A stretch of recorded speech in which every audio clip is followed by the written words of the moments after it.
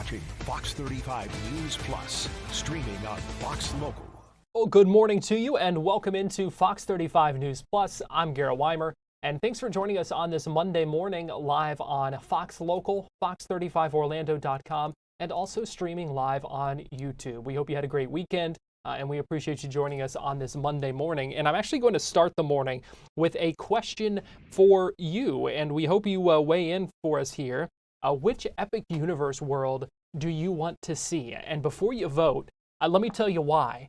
So we're going to check in with David Martin in a little bit, about 11:20. He had the chance to experience all these different worlds as part of the media previews going on ahead of the opening of Epic Universe ahead of Memorial Day weekend. So we are going to talk with him in a little bit. He's going to show us some of Celestial Park, which we know is kind of the entryway into Epic Universe. There are 4 other worlds that stem off from that you go through the portals and enter. We want to know which one you want to see more about. We will give you a sneak peek into that world coming up at 11:20. So scan the QR code that you see on your screen right now, and you can vote to see which Epic Universe world you want a closer look at, you want a sneak peek at coming up later in our show. Is it the Wizarding World of Harry Potter Ministry of Magic? Is it How to Train Your Dragon Isle of Berk? Is it Dark Universe? Or is it Super Nintendo World? A lot of excitement over all of these. So which one are you going to choose? Again, just scan the QR code, or you can also go to fox35orlando.com/vote. It will pull up those options for you on your cell phone screen, and you can cast your vote, and we will determine which one we take a closer look at by the results of this poll. So I'll pull this back up again in a few minutes, and we can to give you more opportunities to vote. But again, you have 4 options there: Harry Potter Ministry of Magic, How to Train Your Dragon, Dark Universe, and Super Nintendo World. It looks like we've already got a vote in for Super Nintendo World, and so we will see where things go from here. That's not all we have coming up, though. On our show here this morning, Fox 35 News Plus, we're going to hear from Congressman Randy Fine on Fox News. The Attorney General of Florida announcing just a little bit ago, holding a news conference in Tampa where he announced an international child porn ring busted in Florida. 8 suspects, 7 of them here in Florida. So we will have those details about how they were able to crack that case coming up. Also, Orlando weighing an airport expansion. We will have the details on that and look ahead to a council meeting this afternoon where more details will be coming in on that. A side note here, I'm seeing more and more votes come in. We appreciate you voting for which Epic Universe world you want to see. But we begin this morning with a man accused of firing a bullet that killed an innocent bystander due in court this afternoon. Officers arrested Keyshawn Richards overnight, and they told Fox 35's Amanda McKenzie this all started with an argument.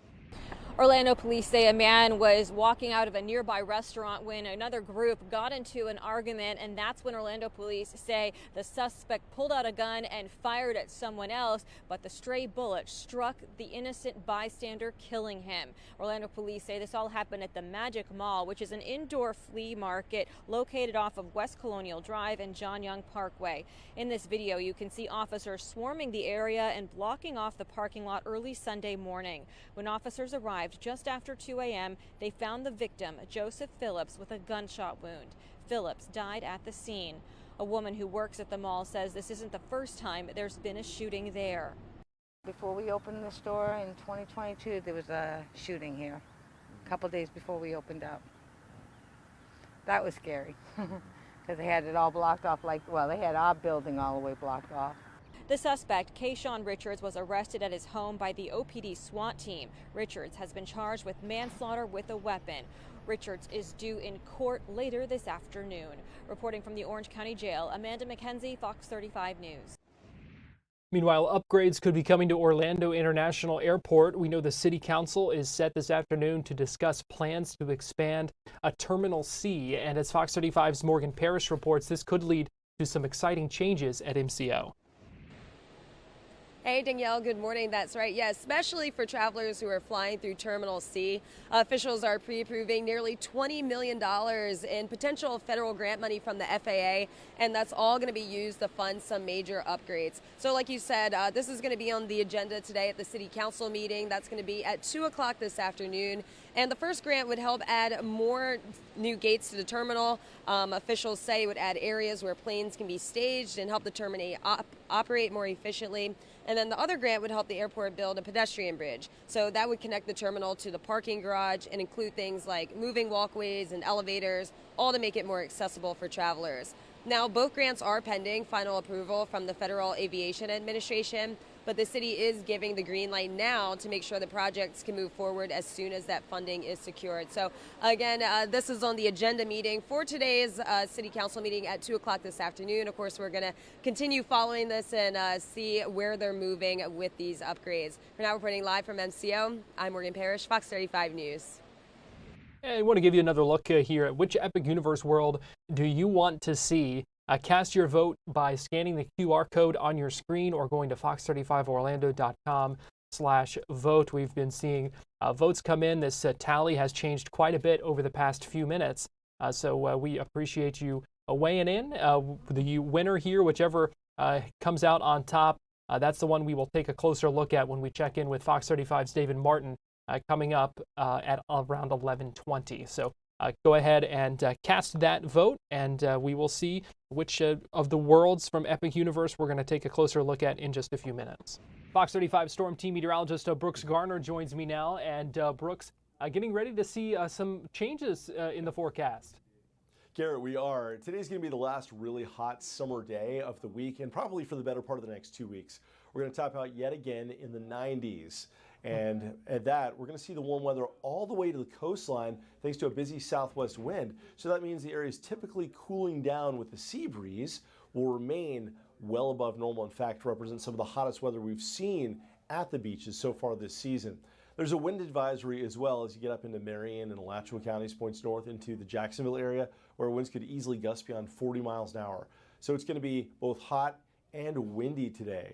For Orlando, our winds are going to gust between 25 and about 30 miles an hour through the day today. Now, as we head into tonight, you see those areas of red and orange. That's associated with the cold front that's going to put an end to this extreme heat. But what it will also do is ramp up our winds as it comes through. So we could see gusts between 30 and 35 overnight. Now, the system in question, the cold front, is producing some pretty bad weather across Georgia and also our panhandle as of this midday hour.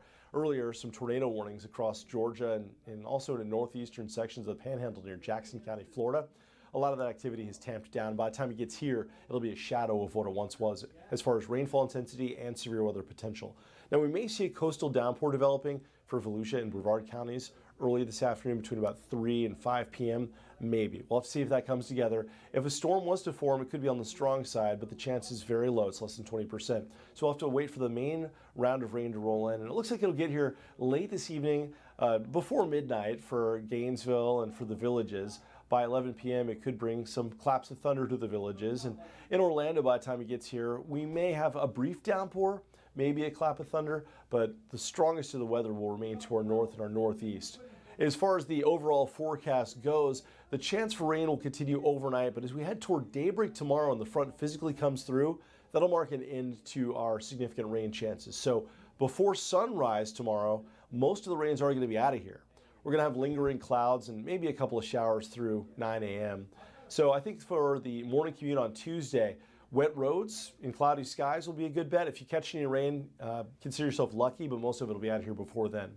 That said, we'll clear out for a beautiful Tuesday afternoon, highs reaching the mid and upper 70s, a much cooler air mass. Severe storms can't be ruled out, though, as you get up toward Gainesville and Jacksonville and up through the I-95 corridor in Brunswick, Georgia, and Savannah, and the low country, South Carolina.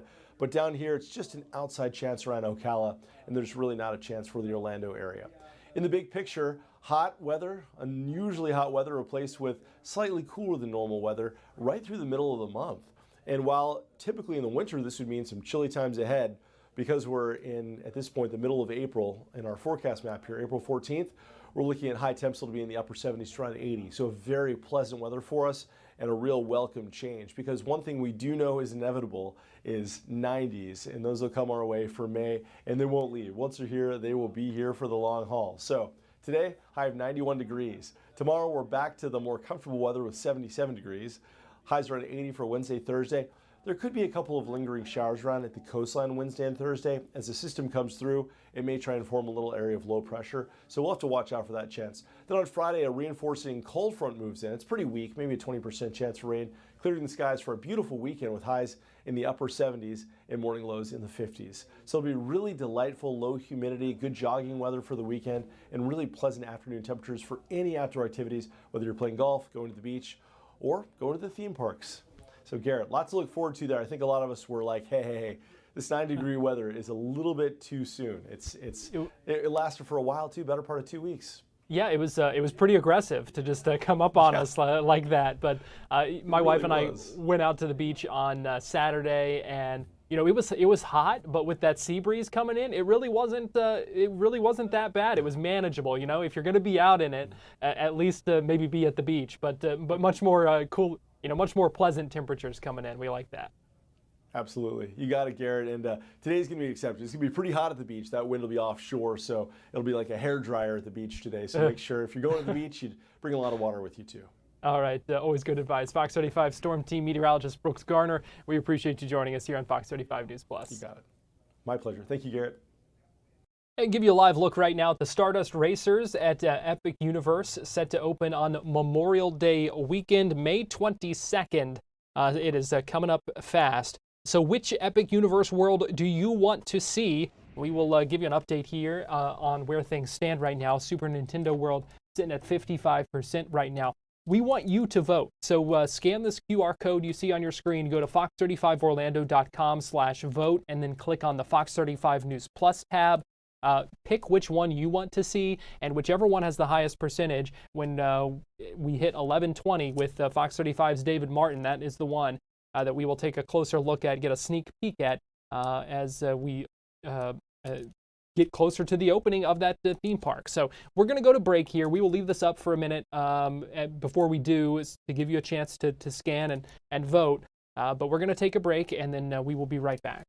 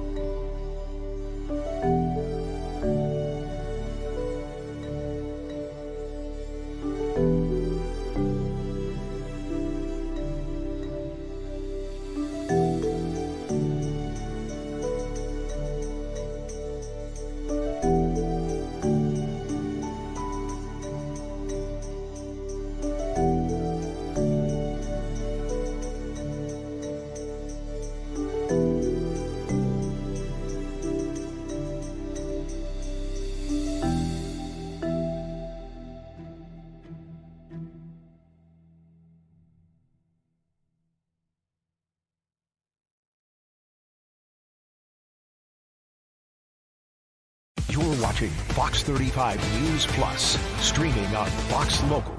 Welcome back into Fox 35 News Plus, just a few minutes away from our check-in with David at Epic Universe. So which Epic Universe world do you want to see? Keep putting in those votes.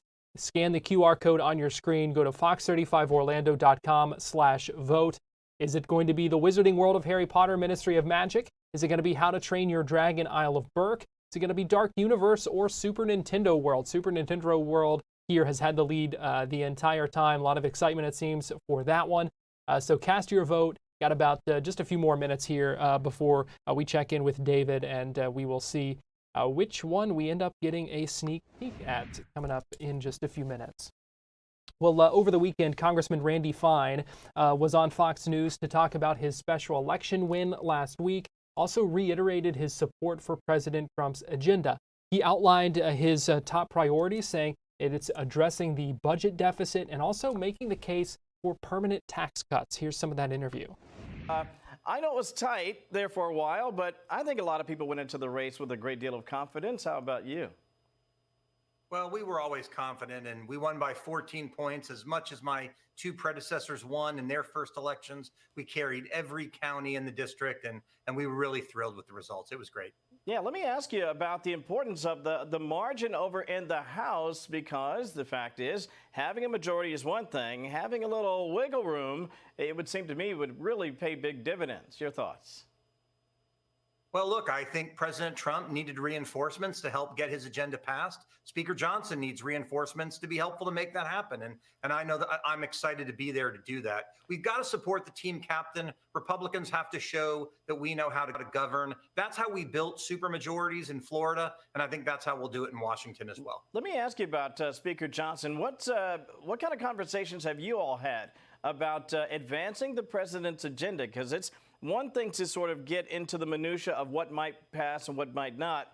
But the truth is, when you have a majority, Congressman, as you well know, your constituency and frankly, Republicans all over the country expect you to get the job done.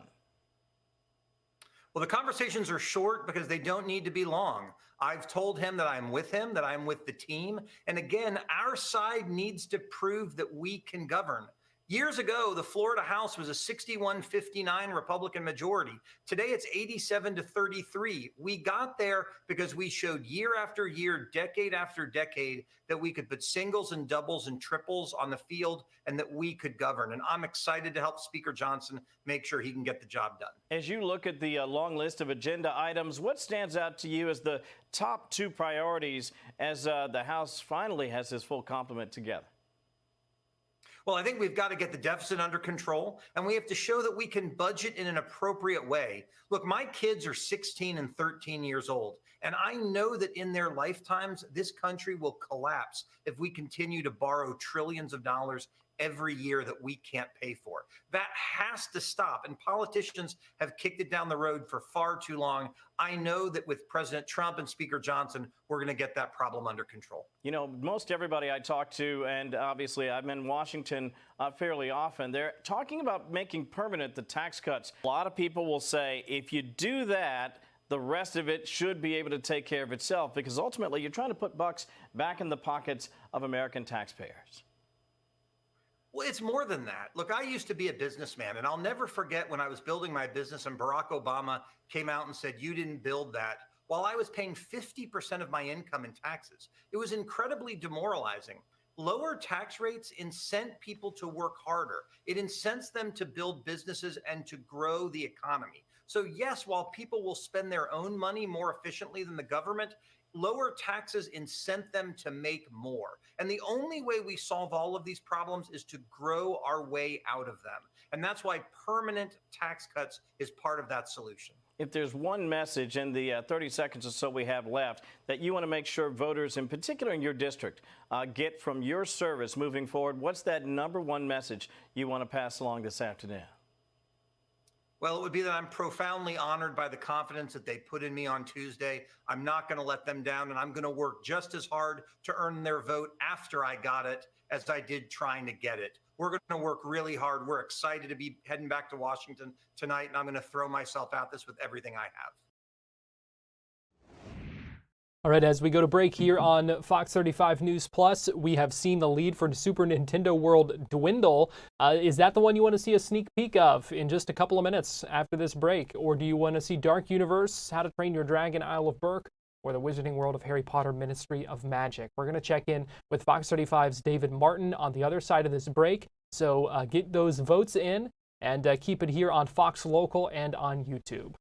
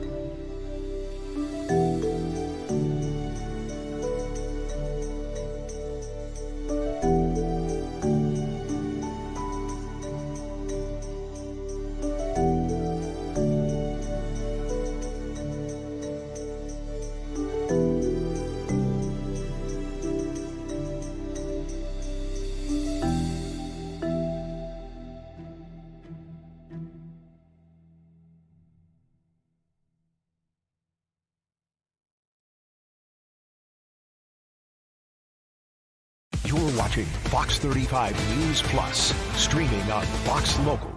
All right, get those last-minute votes in. Scan this QR code or go to fox35orlando.com/vote.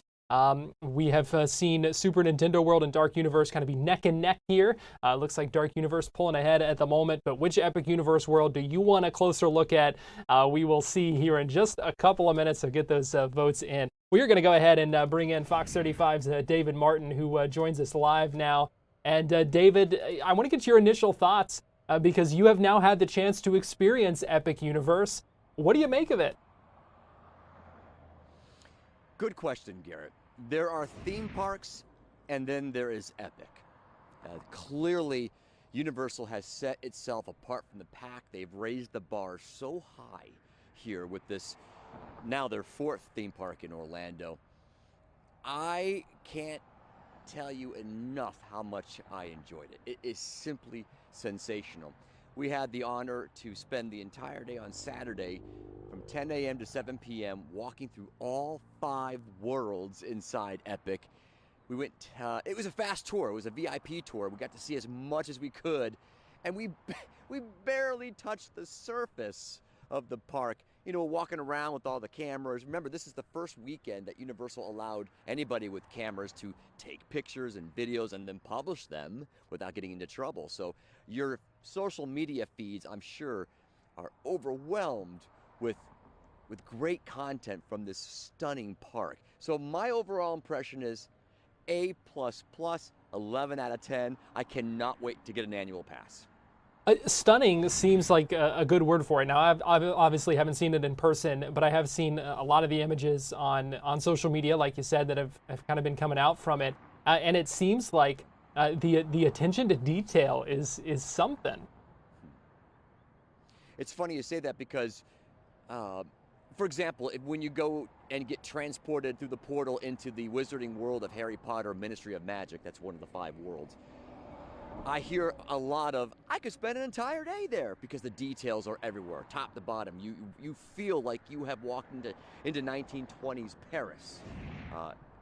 The amount of engineering that went into just the design, the surface stuff that you see when you walk in is monumental. It's shockingly enormous, the park is. I know some people say, it's smaller than I thought. I don't know what planet they're on. It was huge. Our feet were exhausted after 8-9 hours of walking around. So it's large and it's in charge. Now, there are 5 worlds, as we've mentioned over the course of our coverage here this morning on Fox 35.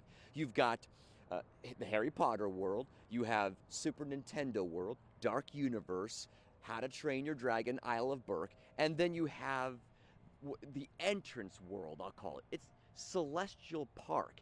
It's the world you first walk into when you pass through the Chronos, which is the opening iconic structure there at the top of the park. Would you like to see a little more detail on Celestial Park, Garrett? Yes, let's go ahead and take a look at that.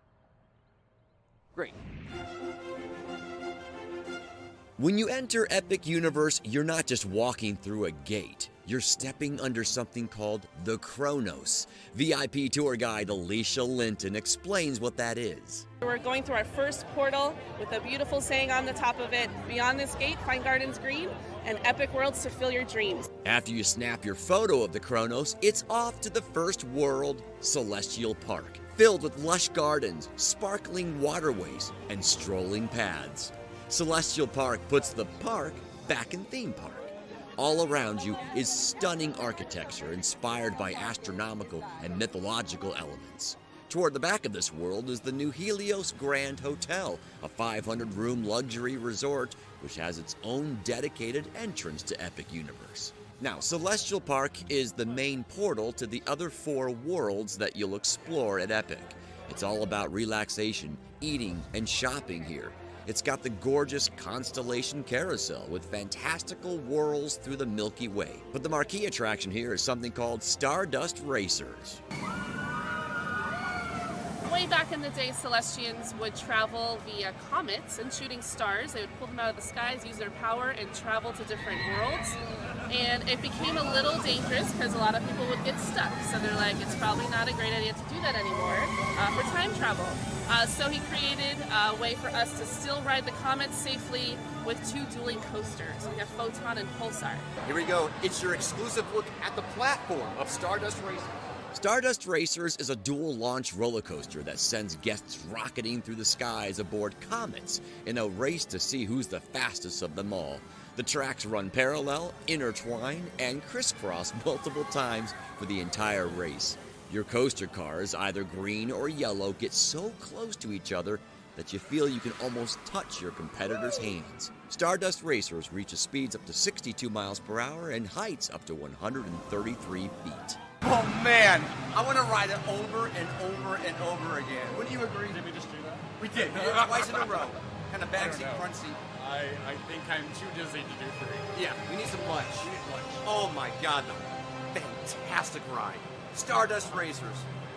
11 out of 10. And here's an Easter egg. Look at the back of the coaster cars. A flux capacitor. The technology for time travel in Back to the Future.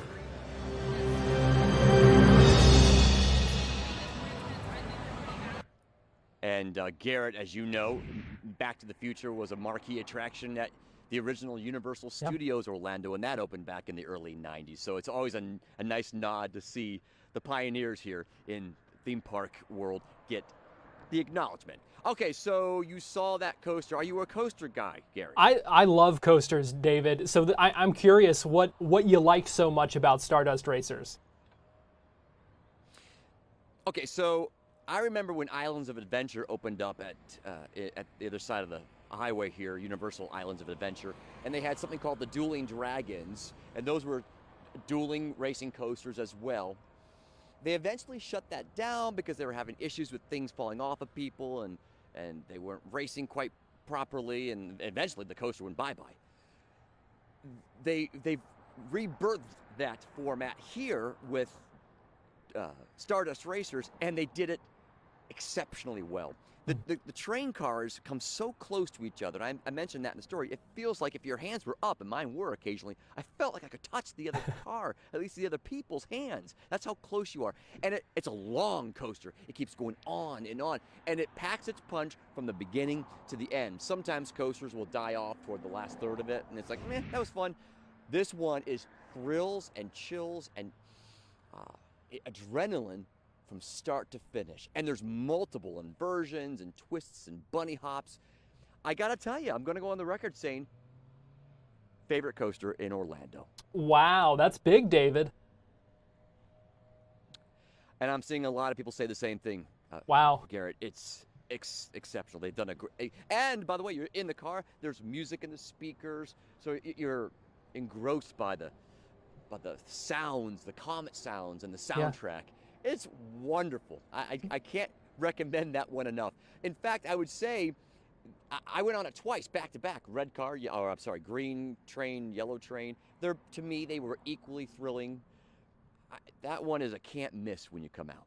And really cool though that you do kind of get the different experiences from the different places that you may be as well. And speaking of different experiences here, we put it up for a vote which other world we were going to take a closer look at during our conversation with you, David, and it looks like it's going to be Dark Universe, 44%. So Super Nintendo World had the lead for most of it, but it's going to be Dark Universe. So talk to us a little bit about what you saw there, and then we'll give folks a closer look. Yeah, okay, so as you mentioned, there are 4 other worlds outside of Celestial Park that you use these portals to get into. Isle of Berk from How to Train Your Dragon is one of them. Fantastic, by the way. The second one is the Wizarding World of Harry Potter, Ministry of Magic. That one is 1920s Paris, France, and you're there in Paris. It's incredible. And then the third one would be the Super Nintendo World. To me, that world had the most jaw-dropping reveal when you come up to the green tube on the escalator, and you're in a video game, top to bottom, everywhere you look. It's the Mushroom Kingdom. It was unreal how well they did. Loud though, you are in a video game, so the constant noise can get you. You're gonna want to go back to Celestial Park to take a nap afterwards, or maybe get a bite to eat. All right, and of course the fifth one, and this has got a lot of excitement. Remember, Universal pioneered the horror genre on film, so it makes sense that they nailed the world to perfection here at Epic Universe. You walk in and you're immediately put into something called Darkmoor. That's I guess the community or the city, as it were. And for people who like classic monsters, the Draculas, the Frankensteins, the werewolves, this is where you're going to want to hang out. For me, it felt a bit like Halloween Horror Nights, but at a theme park level, if that makes sense. So I'd like to play our 2-minute quick, deeper look, if you could, and we can talk about it on the back end. The journey to Dark Universe begins the moment you step through the electrifying portal, which harnesses the dark energy of Darkmoor. Universal was the pioneer of the horror movie genre, so it makes sense that they completely nailed to perfection the Dark Universe world, opening to the public on May 22nd at Universal's Epic Universe. The street sphere in Darkmoor is filled with creepy delights and unsettling characters who have the native knack to do this. What? The marquee attraction here is the extraordinary Monsters Unchained, the Frankenstein Experiment. It's a stunningly terrifying, state-of-the-art dark ride that takes you deep into the catacombs of Frankenstein's manor, where Dr. Victoria Frankenstein demonstrates her twisted lab trials. But all hell breaks loose and you wind up getting thrusted into an intense ride where you have to evade the grasps of the Wolfman, the Mummy, the creature from the Black Lagoon, and the Brides of Dracula. My seat partner on this ride screamed in genuine fright multiple times. It's a scary good time. On the outside of the manor, deep in the woods, you'll come across the Curse of the Werewolf, a spinning family coaster inspired by the Wolfman. You, in your wagon, simply have to avoid getting attacked by werewolves. Easier said than done. A lot with the word person in it. I listened a lot. But it's funny. It's a funny ride. All right, that was great. Loved it. There's a monstrous makeup experience in Dark Universe, an ominous steakhouse to feast at, and a head-turning tavern called the Burning Blade. Darkmoor's monsters had transformed this old fiery mill into their favorite hangout with comfort food and specialty beverages.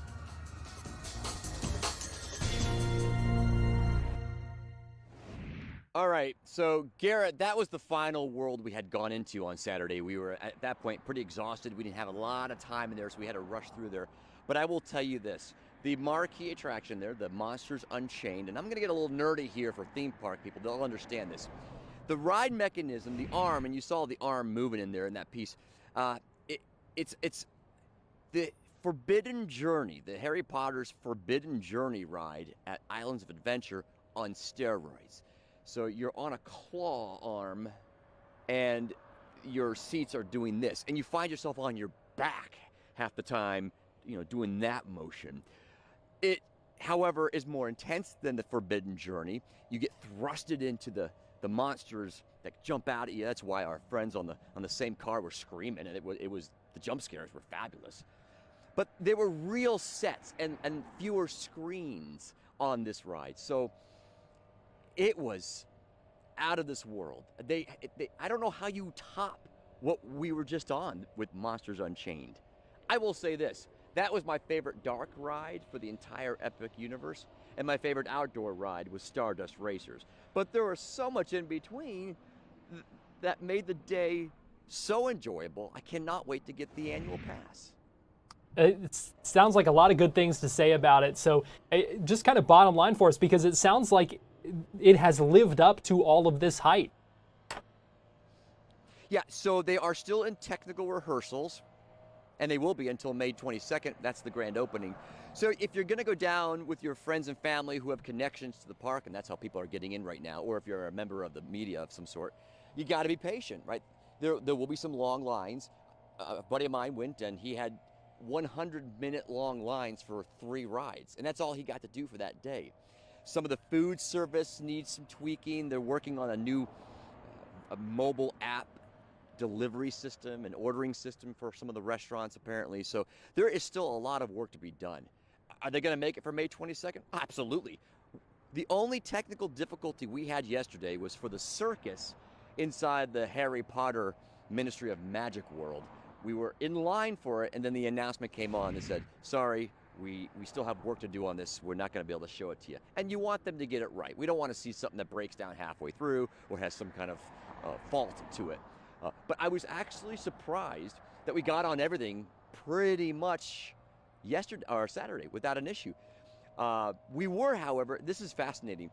There was a rumor going on that they hadn't flipped the switch on the Harry Potter ride yet, the omnidirectional elevator ride.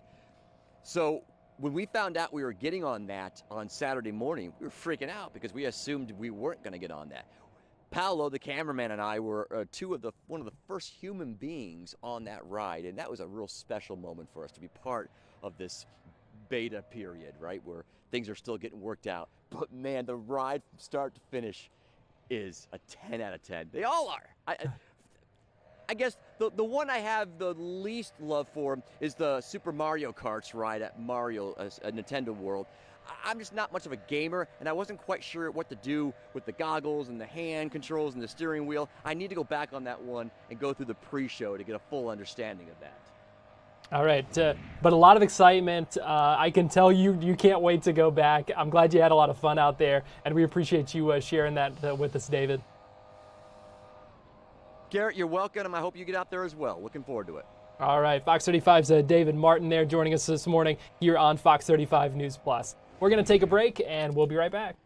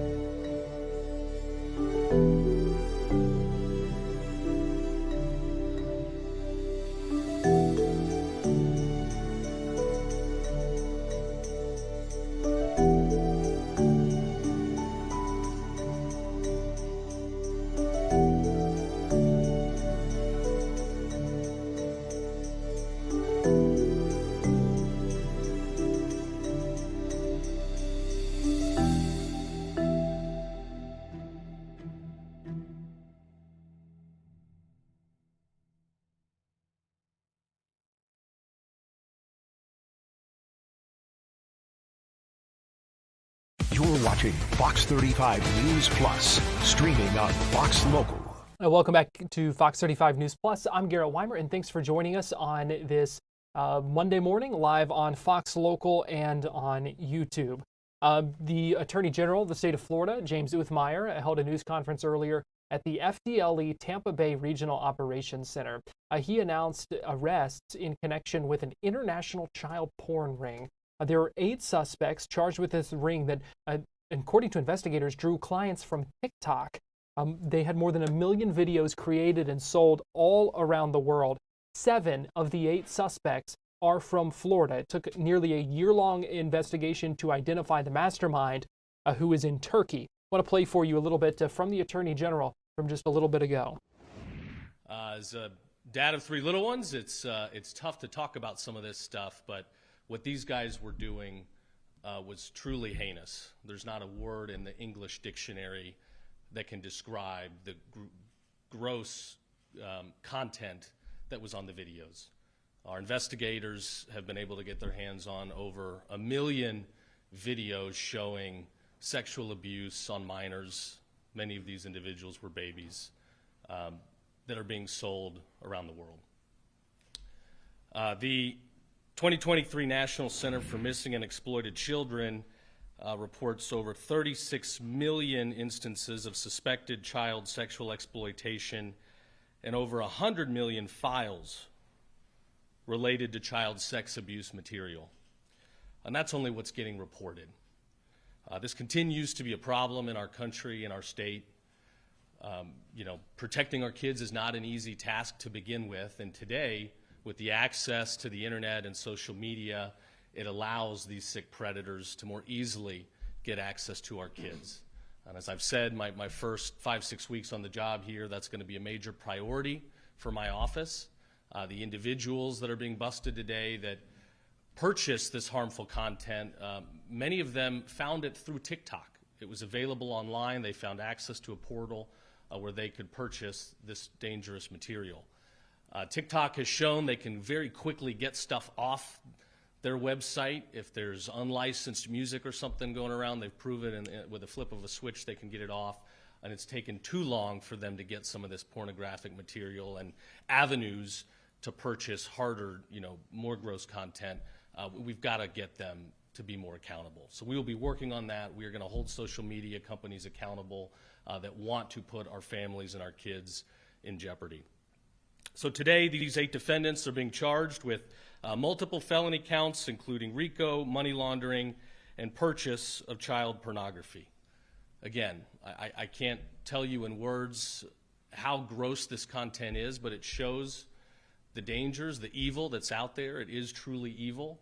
And you've got my word that in this state, we are going to do everything we can to hold these people accountable.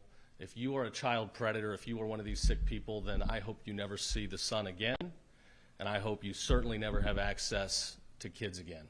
So we will continue that fight, and I want to give a very special thanks to Rita Peters from Statewide Prosecution for leading this fight. She's going to slap these guys around in the courtroom, and unfortunately I'm figurative in that comment, but thankful to her, as well as investigator Abby George, who busted the case. What happened was in July of 2024, our agents were working proactively on the internet, looking for individuals that like to sell and distribute child pornography. And our agent found a chat room where he was speaking to an individual who directed him to a website called TributePrintedPics.com, which is on the internet. It's not the dark web, it's the straight internet. So our undercover agent went there and began a conversation with an unknown individual who wanted to sell him child pornography. At the end of the day, our agent purchased 6.7 terabytes of child pornography for $100. So I'm going to put that into context. That 6.7 terabytes is 1.2 million videos and pictures of some of the most egregious, disgusting content we've ever seen. My agent has done this for a long time, and he came to me after that purchase and having to view some of that stuff and said, "Boss, it was awful. It was awful." For him to say that, it had to be really bad. I've read the affidavits, and it makes me sick. So that's where the case really started off. So within a week after that, working with our Attorney General's office, FDLE and the Attorney General's office, we executed a seizure warrant on that website, tributeprintedpics.com, and we shut it down. We said, you're not selling that stuff on the internet. We shut it down.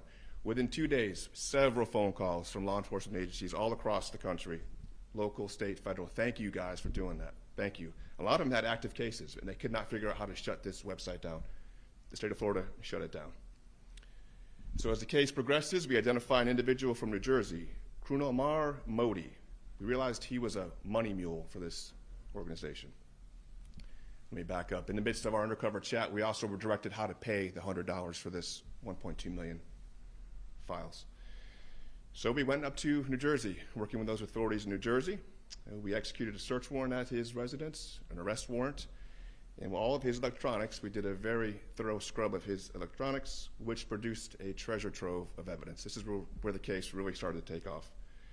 We were able to identify an individual by the name of John DeVille. Clearly that was an alias, we knew that at the time, but John DeVille and Mr. Modi had over 500 transactions. So that's the volume of transactions of this CSAM that they were distributing and selling. Knowing that was clearly an alias, that was when the case really took off. That's when our primary goal was to find out who John was. As a part of this investigation, we were able to identify 7 people in Florida that had purchased this material from John through Modi.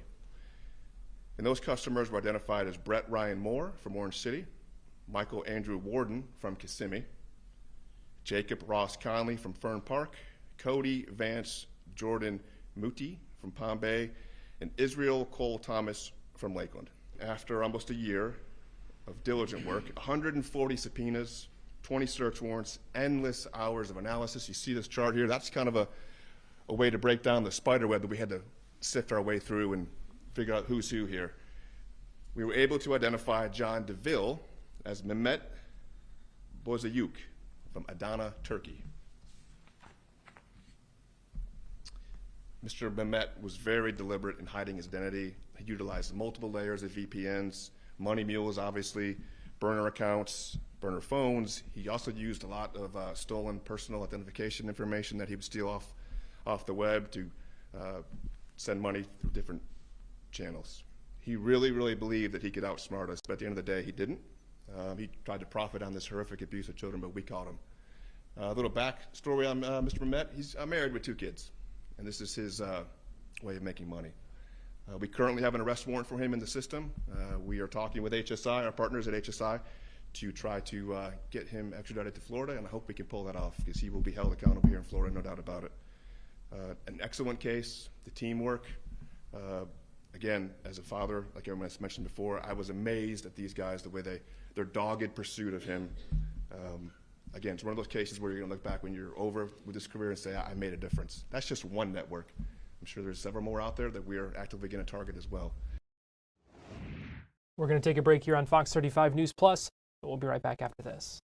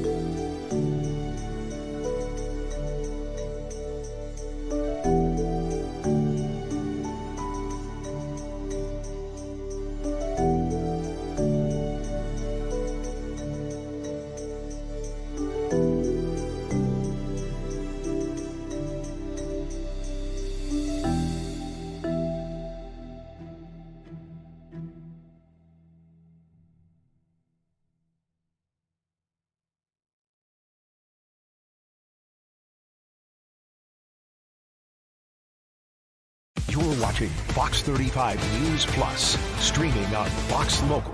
Well, welcome back into Fox 35 News Plus. I'm Garrett Wymer, and thanks for joining us on this Monday morning, live on Fox Local and on YouTube.